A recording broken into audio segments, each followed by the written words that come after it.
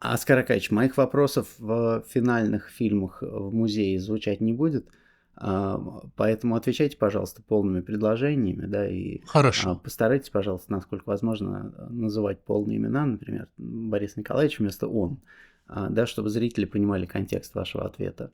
Ну и чем больше деталей по датам и годам, тоже тем лучше, чтобы зрители, которые плохо знакомы с предметом, лучше ориентировались во времени. А расскажите, когда вы вообще впервые услышали фамилию Ельцин? Это было в 1986 году. В 1985 году к руководству страной и партией пришел Михаил Сергеевич Горбачев, и начались новые веяния.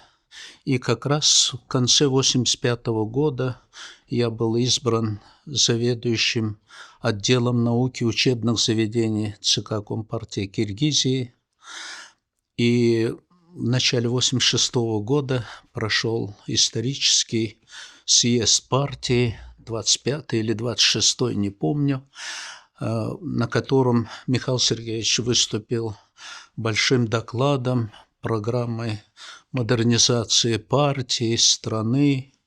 Вот. И на этом съезде, конечно, мы все очень внимательно наблюдали, слушали, и на нас огромное впечатление произвела речь Бориса Николаевича Ельцина.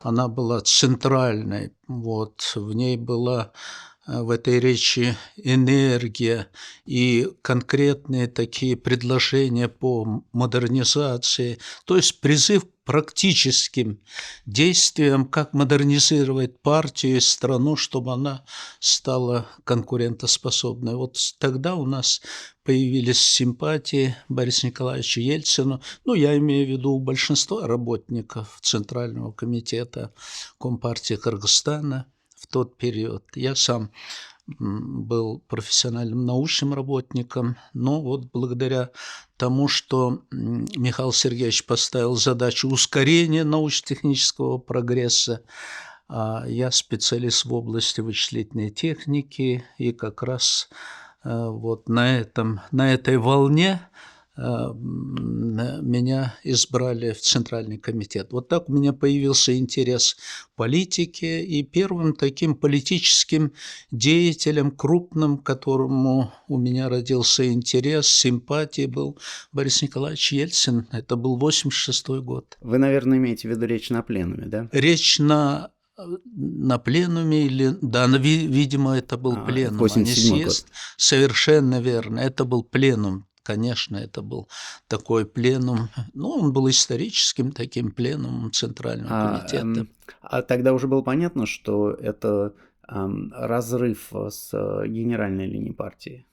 Конечно, конечно, мы все понимали, симпатизировали, поддерживали. И вообще вторая половина 80-х годов на такой общесоюзной политической арене, политической сцене, конечно, мы все с большим интересом наблюдали противостояние, борьбу за лидерство Горбачева и Ельцина. То есть мы с самого начала понимали, что вот есть два лидера, которые, конечно, будут бороться за лидерство.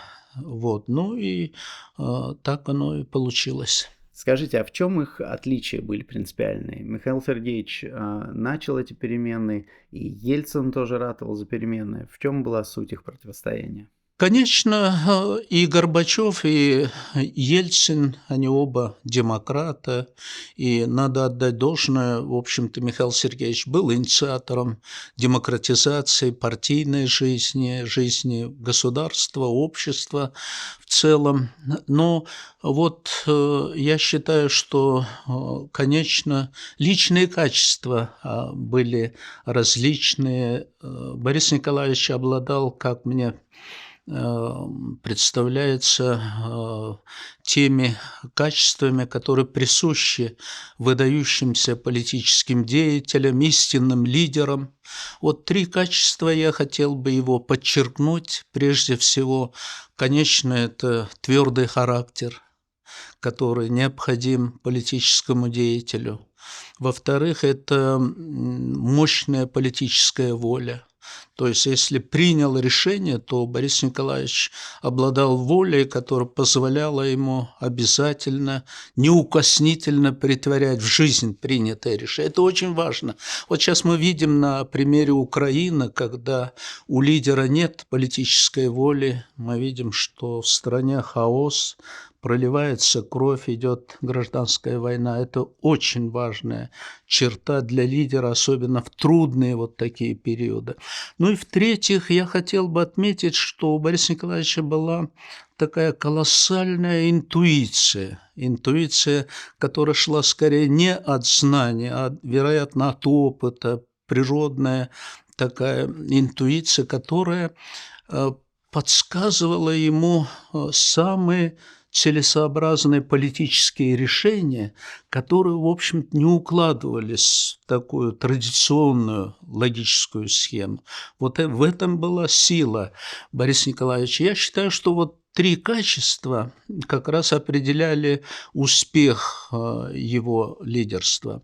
Ну и в противоположность все познается в сравнении. Надо сказать, что Михаил Сергеевич, конечно, не обладал той твердостью характера, и особенно у него недостаточно было политической воли. Ну, к примеру, я приведу, его начинание было, в общем-то, замечательное в 1985 году. Это ускорение научно-технического прогресса. Я сам как инженер, научный работник профессиональный, мы все, в общем-то, были как бы на подъеме, мы были в восторге, мы поддерживали всеми фибрами души Михаила Сергеевича, потому что мы все понимали, что только через ускорение научно-технического прогресса можно модернизировать советскую экономику, сделать ее конкурентоспособной. Вот. На эту тему был посвящен пленум большой, были несколько конференций, в одной из которых и я принимал участие в Ленинграде, в моем родном городе. Вот. Но потом, к сожалению, у него не хватило вот политической воли, чтобы вот это хорошее начинание претворить в жизнь. Если бы это удалось, я убежден, что если бы хотя бы одно это начинание Михаила Сергеевича удалось претворить в жизнь, то советская экономика, конечно, она бы пошла в гору, она стала бы конкурентоспособной, и, может быть, не случилось бы развала Советского Союза. Вот в отличие от Михаила Сергеевича, конечно, у Бориса Николаевича была мощная политическая воля, и я думаю, что это их отличало. Ну и второе, они как лидеры, вот у меня была исключительная возможность, в общем-то, наблюдать, у меня хорошие отношения были и с Михаилом Сергеевичем Горбачевым, ну а с Борисом Николаевичем у нас сложились не только доверительные отношения, но и дружба впоследствии. Вот. Конечно, у Бориса Николаевича были исключительные лидерские качества, что его коренным образом отличало от Михаила Сергеевича Горбачева. Горбачев, он опирался больше на партийно-административную бюрократию. А в то время, в общем-то, в среде бюрократии шло брожение. Вот. Они все оглядывались, на кого ставить. Вот. И поэтому у него как бы не было твердой опоры. У него под ногами была такая болотистая почва. Почему он неуверенно держался, особенно в конце 80-х годов. А Борис Николаевич, он ведь опирался на народные массы. Он сделал правильный выбор. То есть он как истинный лидер, он опирался на широкие народные массы, поэтому у него под ногой всегда была твердая почва, которая позволяла ему выступать мощными заявлениями на такие неординарные поступки, который он не раз совершал. Я думаю, что в этом было их коренное отличие, которое и привело к тому, что лидерство потом, в конце концов, перехватил Борис Николаевич окончательно в 91 году после известного августовского путча. А давайте на полшага назад вернемся к этому пленуму. После того, как Ельцин выступил, было много недовольства, было много выступающих на этом пленуме, которые критиковали Ельцина за то, что как же он так мог без регламента, и он говорил про то, что перестройка буксует именно в партийных кругах, протестовал против словословия и восхваления Михаила Сергеевича.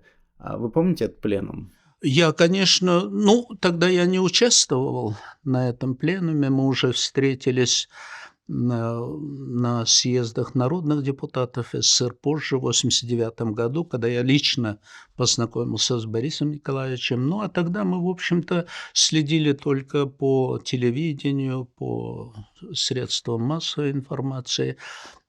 И я должен сказать, что, в общем-то, наши симпатии были, конечно, на стороне Бориса Николаевича Ельцина. Тогда еще, правда, мы не разочаровались в Горбачеве, потому что мы верили, я лично как научный работник, как инженер верил в его инициативу, в то, что вот это меня и привело в большую политику в те годы. Значит, я занимался преподавательской деятельностью, научной работой, но вот именно Горбачевская перестройка, вот его призыв к ускорению научно-технического прогресса, и, конечно же, модернизация партийной жизни страны, это все очень привлекало, поскольку это напоминало хрущевскую оттепель. Я имел счастье учиться в начале 60-х годов в Ленинграде, и была эта оттепель, мы ощущали все эту свободу какую-то. То есть это мы верили, что это вновь вернулось, и страна действительно на этот раз пойдет динамично к будущему, к прогрессу. Но, в общем-то, я хотел бы подчеркнуть, что даже в среде традиционных партийных работников, бюрократии очень много было симпатизирующих Борису Николаевичу, потому что это было, ведь у него было такое колоссальное чутье на запросы эпохи, и он чувствовал очень хорошо, и он на них отвечал. И поэтому это находило такое сочувствие, находило поддержку не только в народной среде, но и среди партийной бюрократии. Я помню хорошо, что в ЦК партии у нас большинство заведующих отделами, в общем-то, симпатизировали. Хотя, конечно, руководство, оно резко критиковало Бориса Николаевича, приводили в пример, что так нельзя поступать. Конечно, для них лидером был единолично в тот период Михаил Сергеевич Горбачев. Но уже тогда симпатии Бориса Николаевича были, в общем-то, широкие. А вы свою первую встречу с Ельциным запомнили? Он произвел на вас какое-то впечатление? Конечно, первую встречу я помню очень хорошо. Это было в 1989 году. Как раз мы все были депутатами съезда народных депутатов СССР. И в тот период вы помните, что было большинство, которое Афанасьев назвал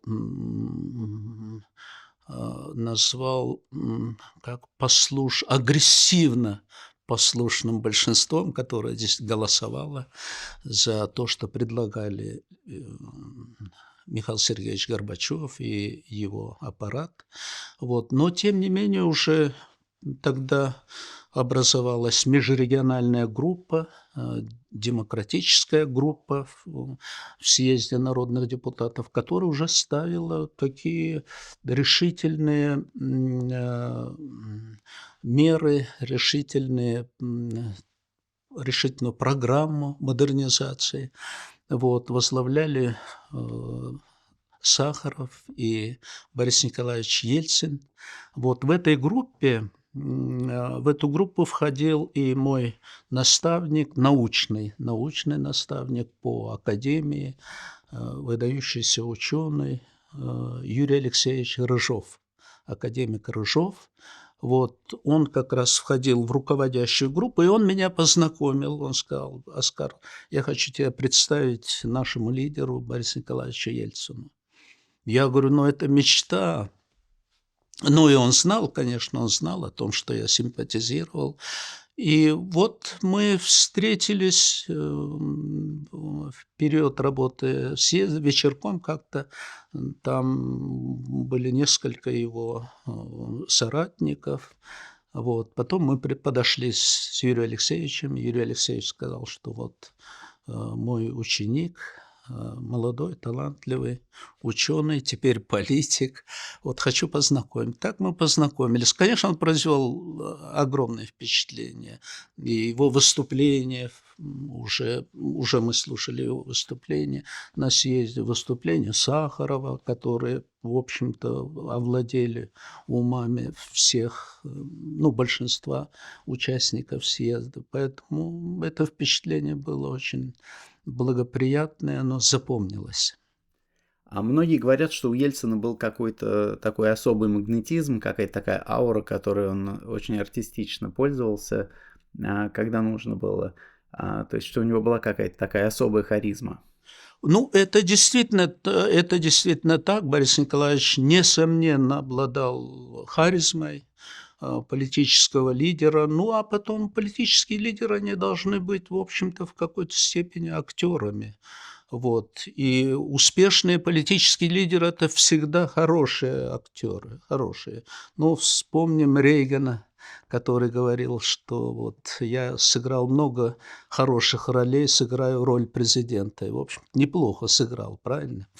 Вот. И надо отдать должное и у Михаила Сергеевича Горбачева, и Бориса Николаевича Ельцина. Вот Нурсултан Назарбаев, прекрасный актер, можно сказать, и политический деятель. Все успешные политические деятели, в общем-то, в какой-то степени актеры. Но Борис Николаевич, несомненно, обладал вот такой притягательной харизмой.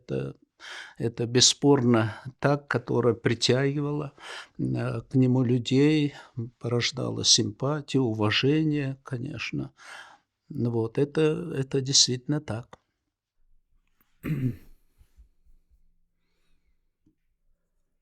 Оскар Аркадьевич, когда после путча вы увидели, что все связи рушатся, Советский Союз распадается, как вы воспринимали это? Как трагедию или как что-то неизбежное и уже готовились к тому, чтобы стать независимым государством?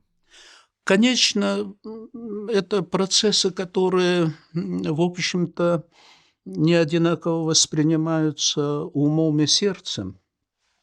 Это очень хорошо выразил Собчак, который потом сказал об этом, что вот по-разному умом и сердцем. Но, конечно, умом мы прекрасно понимали уже, что тем более, что ведь мы участвовали от самого начала до конца в Новоогаревском процессе по подготовке союзного договора.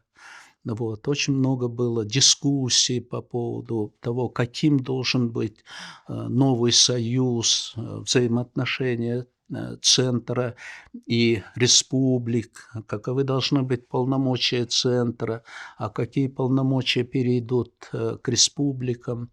Вот. Очень много было споров, и в конце концов, в общем-то, в июле 1991 года, я считаю, был подготовлен такой оптимальный по содержанию, по структуре, весьма оптимальный такой союзный договор, который готовы были подписать все 12 республик, ну, исключая Прибалтийские республики, это естественно. Остальные 12 республик, все лидеры готовы были подписать. Я считаю, что это в июле 1991 года еще был шанс сохранить союз в конфедеративной форме. Вот в окончательной редакции союз сохранялся в конфедеративной форме. Вот. Но после путча, конечно, это стало уже невозможным. После путча уже Украина заявила, что им надо, Кравчук заявил, что надо провести референдум, спросить мнение украинцев. Вот. В общем, процесс пошел, конечно, в другом направлении. Вот. Но хотя еще в ноябре был шанс сохранить союз, тогда был подготовлен другой уже вариант союзного договора, сохранить союз в форме союза уже суверенных государств. Ну, предлагали даже аббревиатуру сохранить СССР, союз суверенных социалистических республик в таком духе. Вот. Но после Беловежской путчи, конечно, это все уже было невозможно. Но мы понимали, что страна идет к распаду. И вот форма, которая потом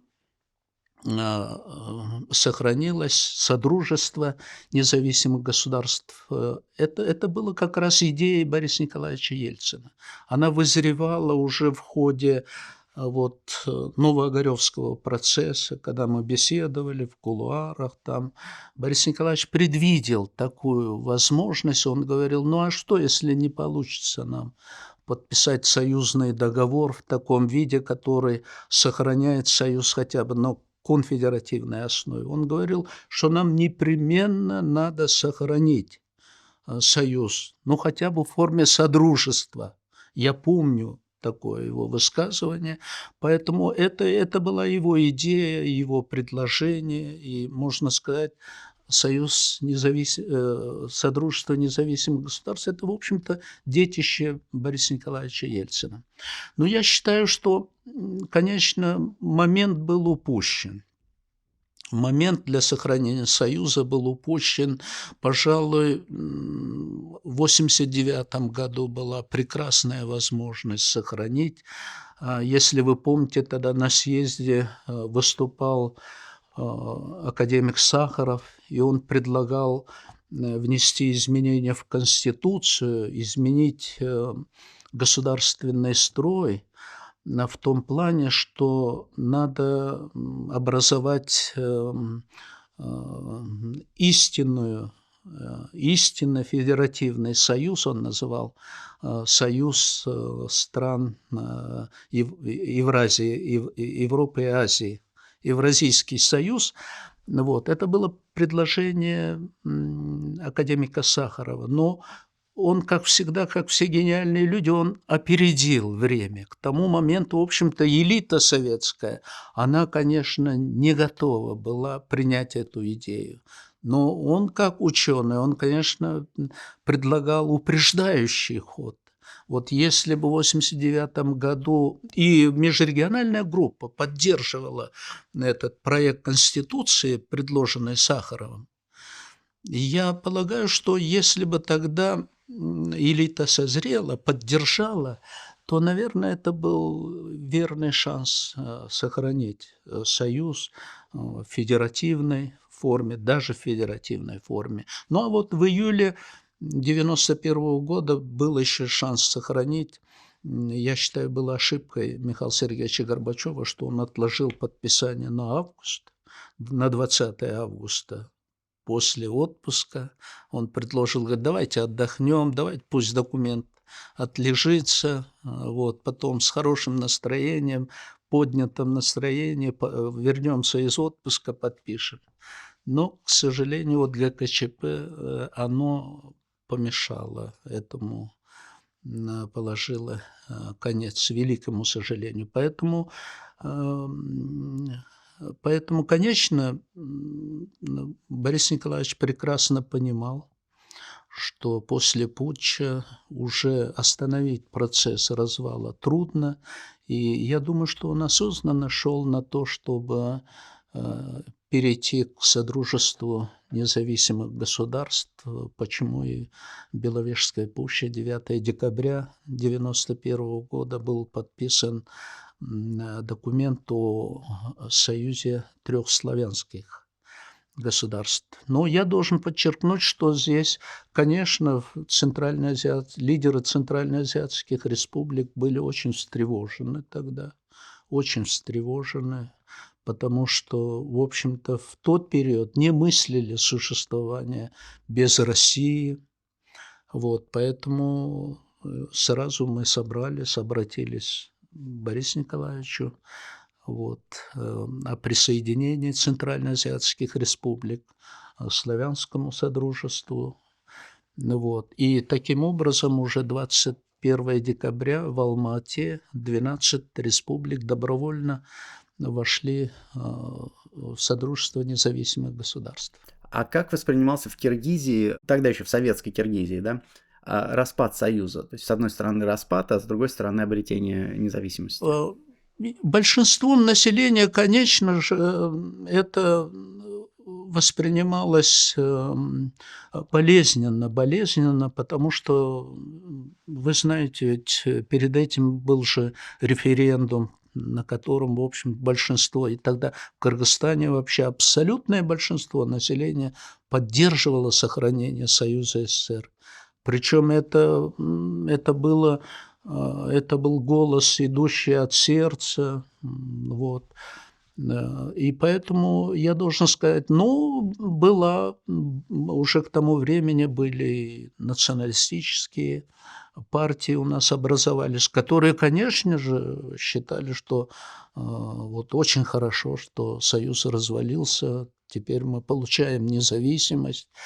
Вот, надо вводить свой язык, принимать сразу свои символы национальной государственности и двигаться вперед. Но большинство и среди элиты, особенно в народе, конечно, встретили с тревогой,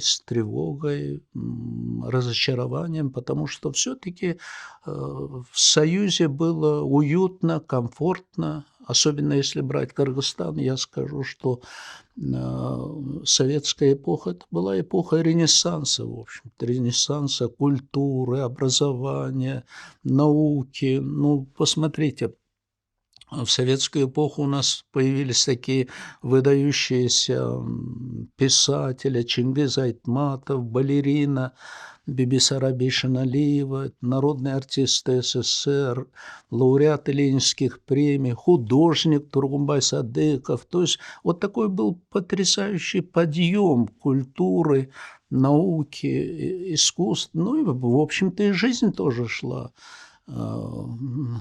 к улучшению в послевоенные, особенно десятилетия. Поэтому не скажу, что, в общем-то, республика так уж, как прибалтийские республики, ожидали, боролись. Нет, большинство было, конечно же, огорчено. И сохранение союза в виде содружества, это, в общем, очень обрадовало наш народ. А расскажите, пожалуйста, как происходило подписание соглашений в Алма-Ате? Ну, на подъеме в Алма-Ате собрались, вот я хотел бы экскурс сделать перед этим. Конечно, после 9 декабря мы все, в общем-то, встревожены. Я помню, буквально 10 декабря мне позвонил Нурсултан Абишевич Назарбаев. Он сказал, что вот надо бы собраться, обсудить, что мы остались в стороне. Вот славянские республики, они образовали свой союз. Вот, в такие трудные времена нельзя нам поодиночке развиваться. Как считаешь? Я говорю, считаю, что надо срочно собраться и обсудить ситуацию, обратиться к Борису Николаевичу Ельцину. Вот. И буквально через час позвонил Сапармурат Атаев, Туркменбаши. Вот он сказал: я приглашаю в Ашхабад, и мы встретились 13 декабря в Ашхабаде. И у всех было такое единое мнение, что нам надо всем присоединяться к славянскому содружеству, союзу. И уполномочили Назарбаева вести переговоры с Борисом Николаевичем Ельциным. Вот. Ну, Назарбаев уже предварительно проконсультировался с Борисом Николаевичем Ельциным. Вот, я тоже звонил со своей стороны Борису Николаевичу, как нам быть. Я говорю, вот у нас есть идея перед встречей в Ашхабаде.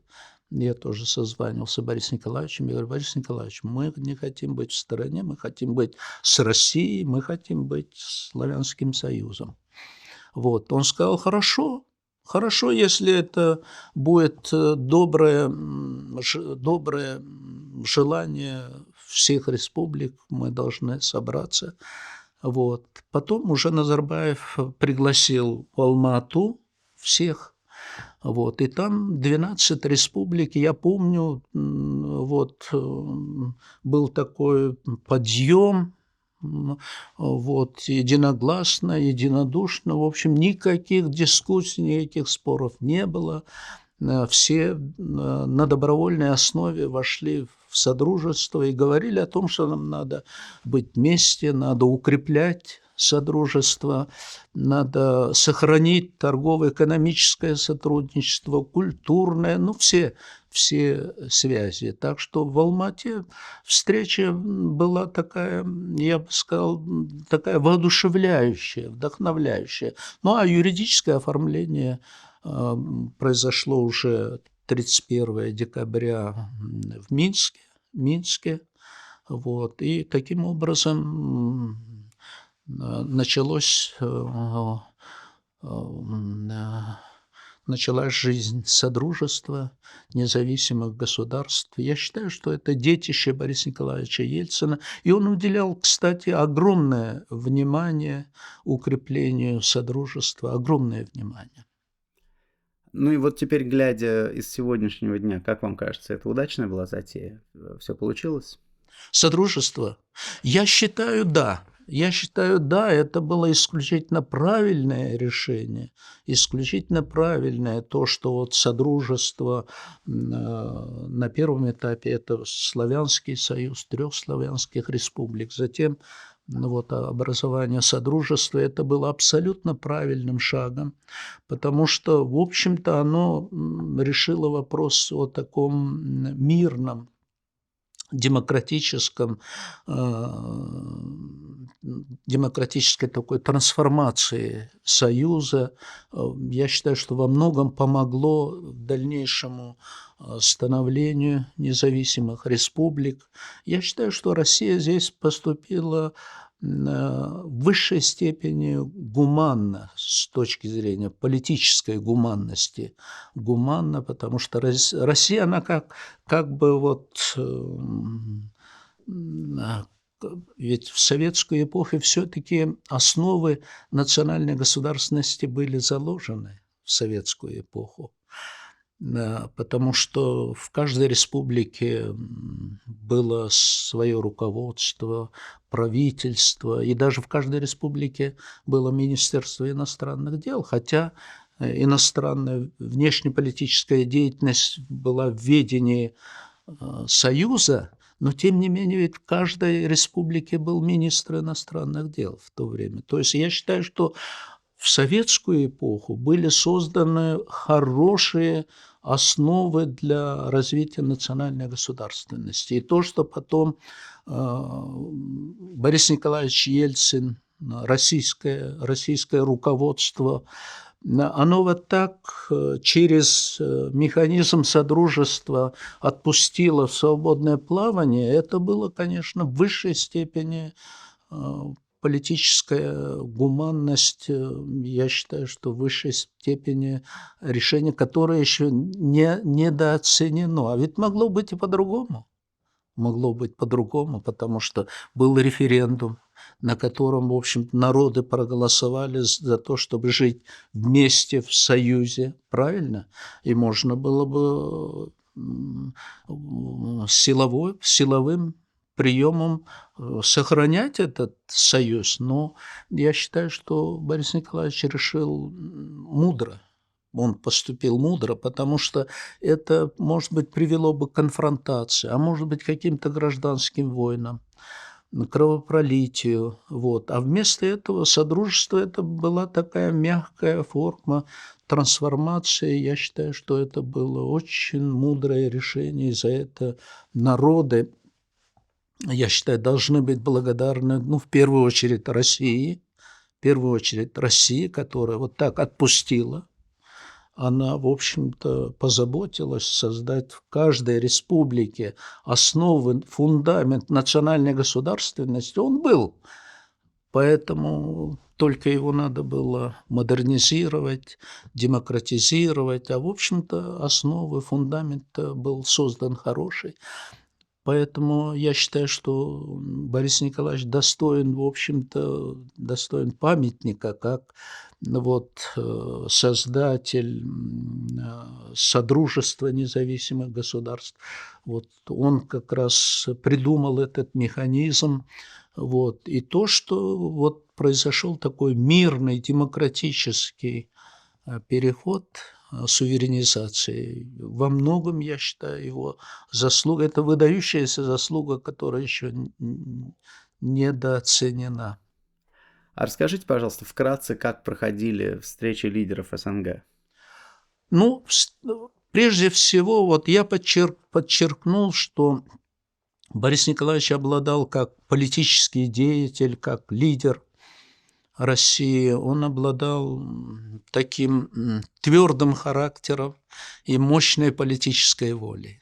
Но вот в отношении СНГ, я должен сказать, он проводил очень мягкую политику. Очень мягкую. Я понимаю, что он своей мудростью понимал, что Содружество – это хрупкое создание. На тот период оно и по сей день, в общем-то, остается хрупким таким содружеством. Но я убежден, что оно будет укрепляться. Чем дальше, тем больше оно будет. И вот события в Украине говорят о том, что содружество необходимо, и оно будет, и ее необходимо укреплять. И я думаю, что многие лидеры страны СНГ сегодня приходят к пониманию, потому что что происходит в Украине? Сегодня Украину пытаются оторвать от СНГ, от России, правильно? И там проливается кровь, разрушается страна, экономика находится в катастрофическом состоянии. Поэтому, конечно же, Борис Николаевич, он относился как к своему детищу, очень внимательно. Он проводил исключительно такую мягкую политику. Я не помню какого-то нажима. Я 14 лет в качестве президента Кыргызстана участвовал во всех практически саммитах СНГ. Не помню какого-то нажима со стороны. Напротив, Борис Николаевич спрашивал, чем Россия могла бы помочь, какие есть проблемы в гуманитарной сфере прежде всего, какие есть проблемы в торгово-экономических связях, во всех отношениях. То есть он был внимателен ко всем проблемам и стремился поддержать, помочь, и никакого даже намека на какой-то нажим я не помню. И, конечно же, он уделял огромное внимание еще и сохранению стабильности и предотвращению последствий конфликтов, последствий, которым привели межэтнические столкновения в республиках Средней Азии, Закавказья.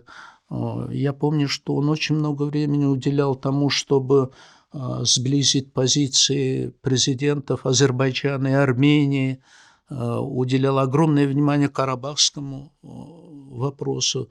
И я помню еще будучи депутатом Верховного Совета СССР, он ездил в Карабах, в Азербайджан, Армению, пытался примирить их. То есть уже в рамках СНГ он тоже очень много уделял внимания, очень много времени уделял Грузии. У Грузии было много проблем, помните, и президент Эдуард Амвросович Шеварднадзе постоянно выступал, просил поддержки Бориса Николаевича Ельцина. Он всегда был готовностью. То есть в отношении к СНГ я считаю, что Борис Николаевич проводил исключительно такую мягкую политику. Вот говорят о мягкой силе, о мягком влиянии, да? Вот мы ощущали именно это. Поэтому с большим удовольствием лидеры ехали на саммиты, большим удовольствием. Эти встречи проходили всегда вот в доброй такой атмосфере, в доброй атмосфере взаимопонимания. Вот. И прежде всего такую атмосферу создавал Борис Николаевич именно. Ему мы обязаны. Я помню, решили как-то отметить вот эти заслуги Бориса Николаевича перед Содружеством и впервые изготовили награду СНГ, награду, которую вручал Аксакал, старейшина среди президентов, Гейдар Алиев, он был самый по возрасту, конечно, по возрасту, вот, президент Азербайджана, он как раз надевал этот орден Содружества. Первым орденом Содружества как раз был удостоен Борис Николаевич, и очень заслуженно, я считаю. Так что вот саммиты СНГ проходили в духе такого полного взаимопонимания, сотрудничества. Это действительно была площадка, где можно было высказать все свои проблемы, вот, и получить не только сочувствие коллег, но и поддержку. Поддержку. Я помню, 90-е годы были трудными не только в политическом, социальном отношениях, но и много было природных катаклизмов. Вот у нас в Кыргызстане было мощное за все столетие землетрясение. А потом были сели, которые смывали целые города. И при той экономической ситуации, которая была в стране, мы не могли бы бороться с последствиями. Но вот все помогали. В первую очередь Россия. Борис Николаевич вот призывал всех и понемногу с миру по нитке, как говорится. И, в общем, была эффективная тогда взаимопомощь.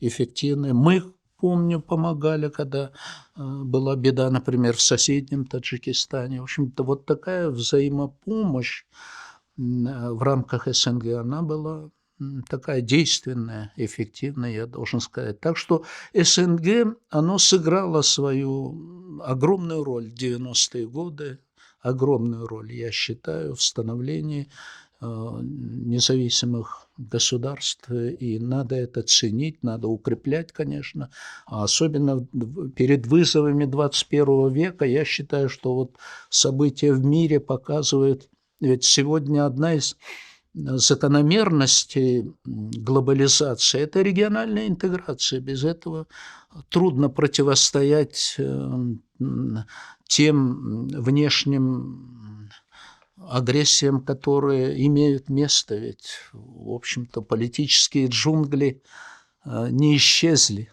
Вот там, как говорят китайцы, бродят злые силы, которые хотят поживиться на чужой беде. Поэтому надо, я считаю, надо быть вместе, надо укреплять СНГ.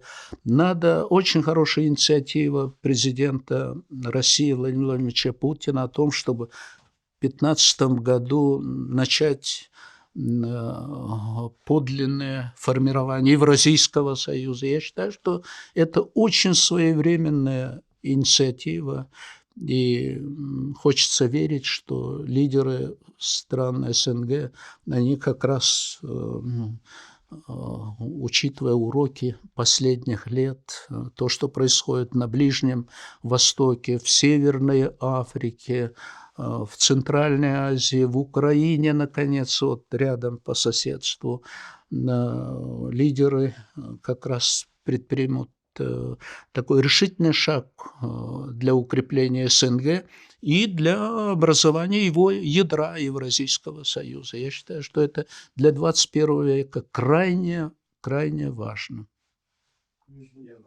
Да, паузу сделаем.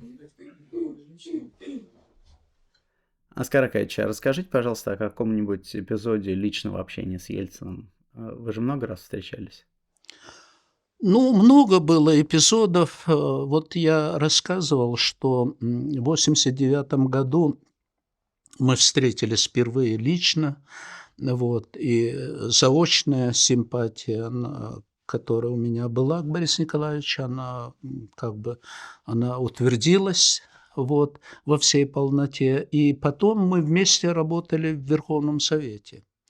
Вот. И уже во время съездов народных депутатов я пытался поддерживать линию межрегиональной группы, вот, линию Бориса Николаевича Ельцина. Ну, в частности, мы с Айтматовым в делегации Кыргызстана были единственные, кто проголосовал за отмену 6 статьи Конституции. Это была главная цель межрегиональной группы на том этапе. Вот. Потом, будучи в Верховном Совете, я постоянно поддерживал Бориса Николаевича. У него это был трудный период. Ему нужно было избраться председателем комитета в Верховном Совете. Вот мы-то были рядовые члены. Но руководители центральноазиатских республик, руководители делегаций, вот, они все агитировали, чтобы выступали единым фронтом против избрания Ельцина. Вот. Ну, был сигнал, конечно.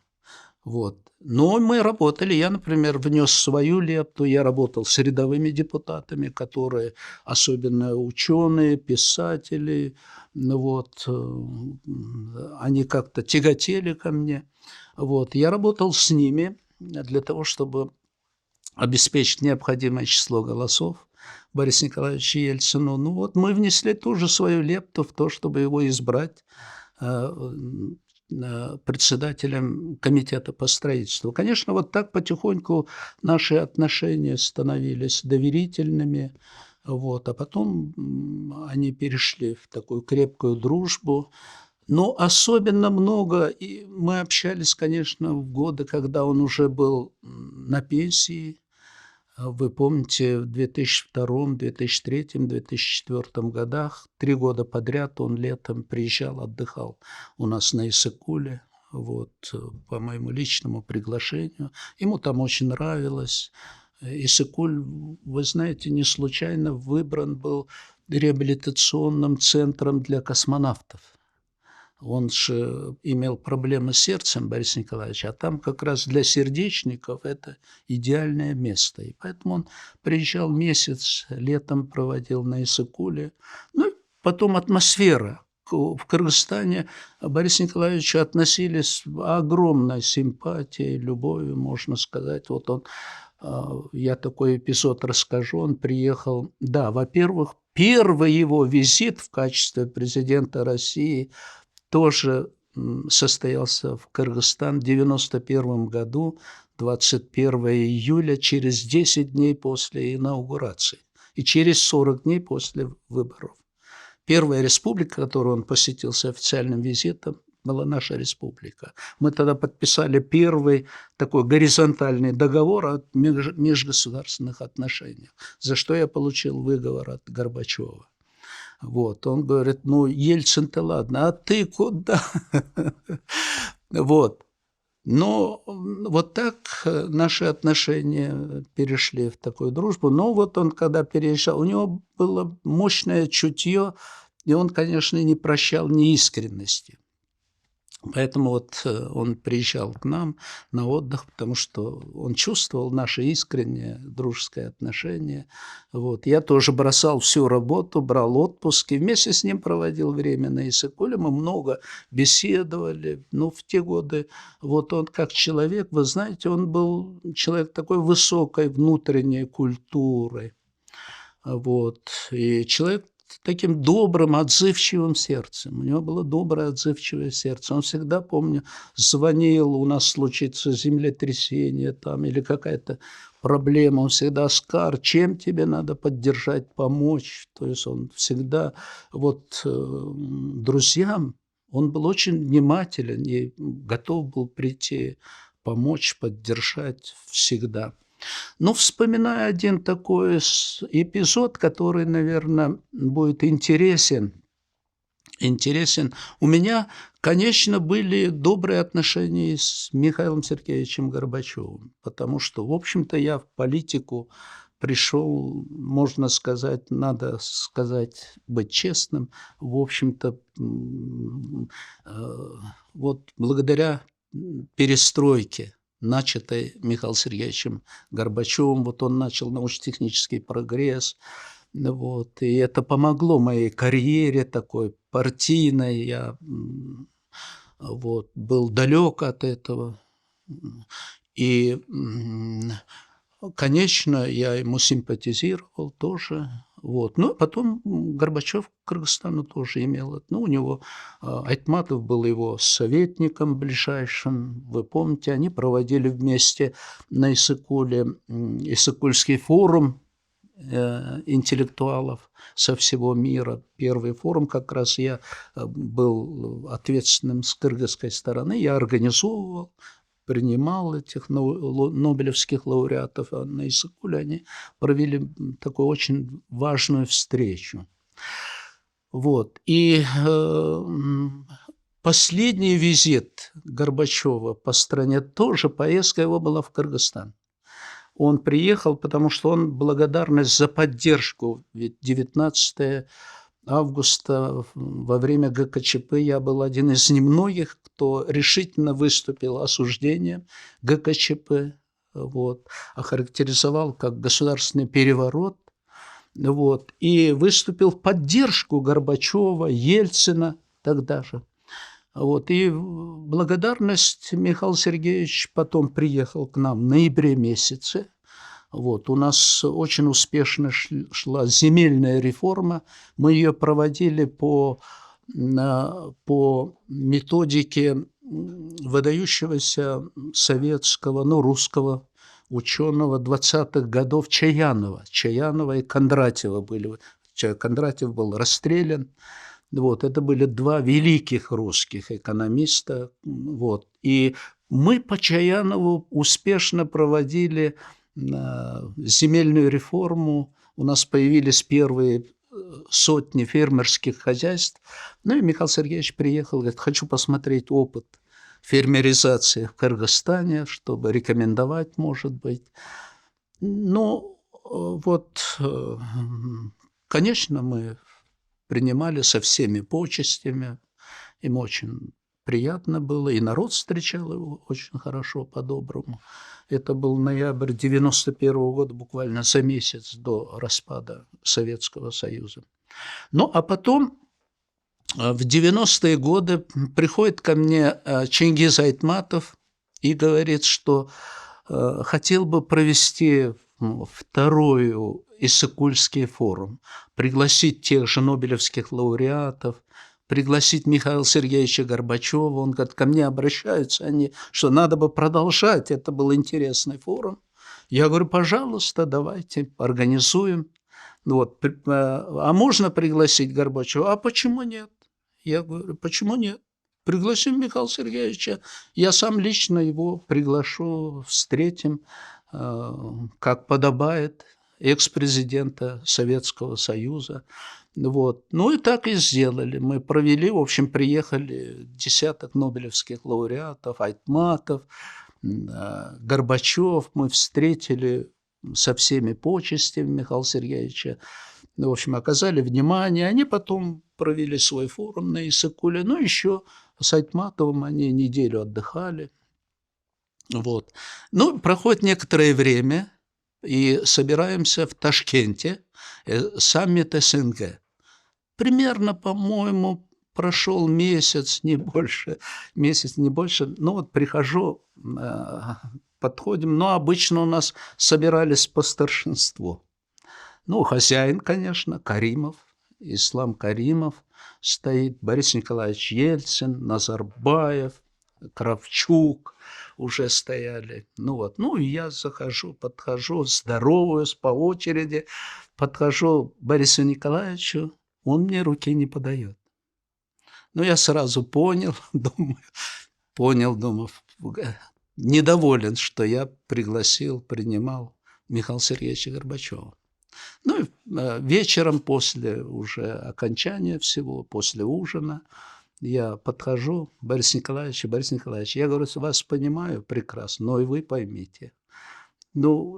Когда Горбачев был президентом, помните, в Верховном Совете, я же выступал, я поддерживал вас решительно при президенте Горбачеве. Говорю, теперь-то он пенсионер, он не влияет на эти.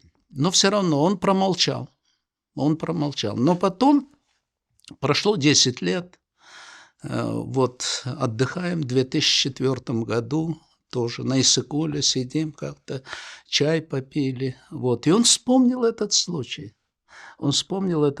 Говорит, Оскар, я теперь вспоминаю, однажды я был неправ. Я говорю, Борис Николаевич, вы что, вы всегда были правы. Это, говорю, Лигачев там сам не прав, когда говорил, Борис, ты не прав. Он говорит, я теперь, говорит, пенсионер, видишь, я тоже приехал к тебе отдыхать, говорит. Такой был интересный эпизод. В общем-то, я сохранил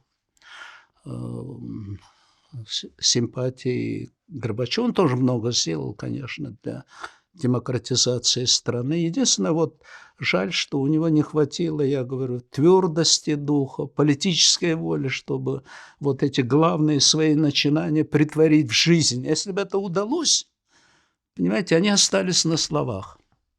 Если бы это удалось сделать, возможно, что модернизация СССР, она бы состоялась, понимаете. Если бы таким лидером был Ельцин, я убежден, что он это бы воплотил в жизнь. Задачи, которые ставил Борис Николаевич, он воплотил в жизнь. В этом его счастье как политического деятеля. А как вы роль Ельцина оцениваете сейчас в целом? В чем вы считаете его главная заслуга перед Россией?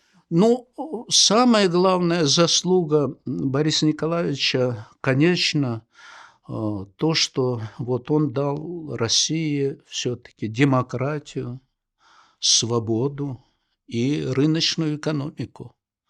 В самый трудный период он возглавил страну и сумел направить, в общем-то, авторитарную страну, он сумел направить в русло демократического развития. Он ввел Россию, в клуб цивилизованных демократических государств. Это признал в тот же час и президент Соединенных Штатов Америки Клинтон. Я помню, как он восторженно отзывался. Я думаю, что это огромная заслуга, потому что, видите, как раз надо подчеркнуть, и благодаря исключительной политической воле Борис Николаевич смог повернуть огромную страну. Горбачеву не удалось, все познается сравнение, видите, благодаря воле он смог, и конечно, его интуиция, она ему, я всегда поражаюсь, интуиция ему подсказывала решение, которое, в общем, он был человеком, который был рожден в нужное время, в нужном месте и в нужном качестве, понимаете? Я всегда вспоминаю, например, его шаг на партийной конференции в 90-м году, когда он сдал партбилет. Это поступок, это как он сделал. А вы были в зале в этот момент, да? Конечно, я был. Только это было на съезде. Или съезд был. Расскажите, пожалуйста, поподробнее про это. Конечно, мы в зале съезда, там тысячи делегатов со всей страны, в президиуме все руководство Центрального комитета во главе с Михаилом Сергеевичем Горбачевым. Вот. И выходит Борис Николаевич Ельцин на трибуну. Вот. Конечно, актерские качества у него тоже были. Он, знаете, вот высокий, статный. И вот он умел красиво преподнести. Вот он говорит речь. Речь у него всегда была короткая, но яркая, содержательная. Он аргументирует, почему он не согласен с линией руководства партии, почему он складывает с себя членство в партии. Вот, и прямо вынимает партийный билет, вручает Михаилу Сергеевичу Горбачеву, генеральному секретарю, и гордо поднятой головой выходит через весь зал. Понимаете, вот через ни вправо, ни влево. Там есть направо выход, налево выход есть. Но вот меня потрясло то, что сидим в зале. Он идет прямо на нас, на зал, и гордо смотрит всем. Знаете, вот это был поступок, который привел к тому, что потом миллионы людей сдали партбилеты. Вот. Одним своим поступком, решительным, вот таким, решительным, вот именно в нужное время, в нужном месте. Вот не как-то по-другому там где-нибудь, да, он мог где-нибудь там на митинге или правильно, да, перед народом, нет. А именно вот на съезде мне показалось, что это была партийная конференция, ну, раз съезд. Вот он красиво так сделал. И это был конец уже вырожденной такой коммунистической партии. Но я хотел бы подчеркнуть, что, в общем-то, конечно, он не был противник, как иногда изображают, коммунистических ценностей. Нет. Он как раз боролся с тем, что вот в 80-е годы я сам почувствовал, будучи вот уже в ЦК Компартии Кыргызстана, до этого я был в стороне, в общем-то, я и в партию вступил очень поздно, мне не по своей инициативе, а в ЦК меня пригласили, говорят, вступай в партию, ты сейчас вот в авангарде научно-технического прогресса. Михаил Сергеевич говорит, такие люди нужны в партию, мы тебя принимаем, и сразу избрали и в партию, и в ЦК Компартии Кыргызстана. Вот так было. Но вот мы сразу ощутили, что эта партия уже в то время, она больше обеспечивала интересы именно партийно-административной бюрократии. Она уже не занималась интересами трудового народа. Вот Борис Николаевич был против этого. То есть он прямо вот в рассказах говорил, Оскар, я-то боролся с тем, что партия выродилась, она перестала отвечать чаяниям, интересам трудового народа. Вот. А она обслуживает только партийно-административную бюрократию. Поэтому для него, в общем-то, вот социальная справедливость – это была одна из его ключевых ценностей, за которую он боролся, которую он утверждал. Он считал, что социальные ценности, социальная справедливость – это должно быть во главе угла в демократическом развитии. Оскар Акаевич, спасибо огромное.